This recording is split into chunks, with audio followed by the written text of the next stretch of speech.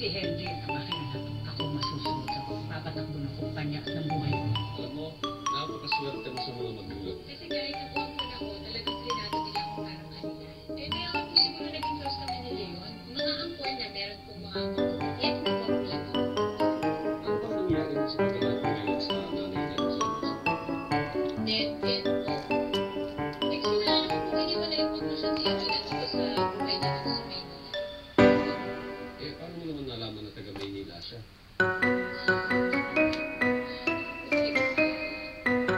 Kasi po, noong umalan po, meron nahanap sa buhay na pagkusyon ng pera muna. Pero hindi ko naman talaga maalala kung ano yun kasi sobrang bata ko po noon. Kasi kung talagang Maynila, siguro may connection mo. Kung ang tatay mo si Leo, doon sa pera construction.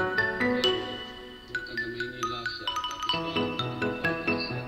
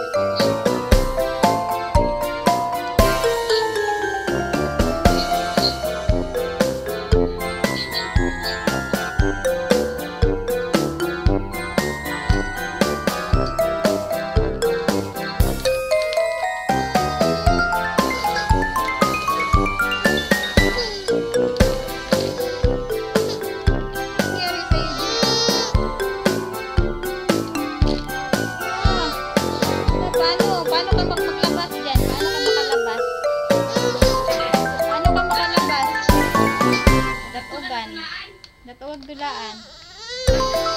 Ano ka makalabas? Smile ah. Tawa na lang, tawa.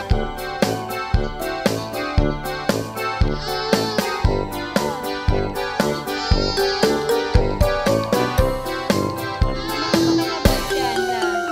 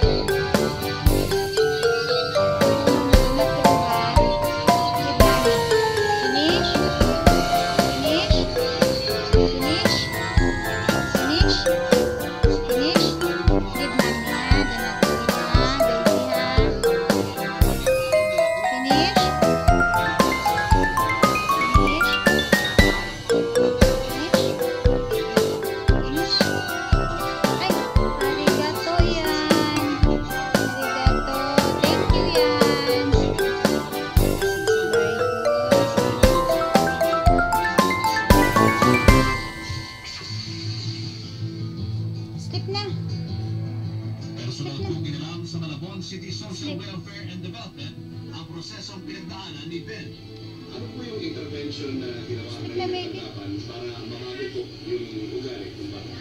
Meron kasi kaming barangay council for the protection of children. Sweet na. Siyempre sinabi namin sa kanila na meron Na, sa uy. regular monitoring sa bahay nila para naman kasi yung nakuha sila nun sa Caloocan, hindi na makulit. Bukod kay Ben, maging ang kanyang mga magulang sumailalim din sa counseling. Kung minsan kasi yung mga bully children, nagbubulo din siya. Pag hindi ko yan na agapan, gumagabi sila sa mga bata. Ano nangyari? Siguro hindi lang sa baby, alam mo na siguro yung family environment niya, na ang feeling niya, ninineglect siya. So parang nabubuli na siya, para sabihin na magaling siya. Mula nang kunin ng mga operatiba sa lansangan si Ben, malaki na ang kanyang pinagbago ngayon. Sa mga kataong ito, maayos naman ang naging transformasyon ng batang jumper. Kaya lumangan na lang maglaba. Magwakas ako, may washing na, tapos may sabon naman. Maglalaba na lang ako, kaysa lalabas pa ako. Sabi ni Ben, hindi niya babalikan Sweet na, uy. ang tinahak niya, alang-alang sa kanyang mga magulang. Mahal na mahal ko rin. Nanay ko at tatay ko.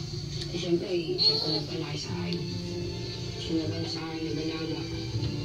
Kaya hindi ko pa nalilimutan yun kung may makaya ko. Ngayong bagong taon, ano ba? Gusto ko po kasi makatapos ang pag-aaral para para makakuha ng trabaho maayos. Gusto ko po matulong muna ako sa magulang ko para mabawi ko lahat ng mga perwisyo ko sa nanay ko.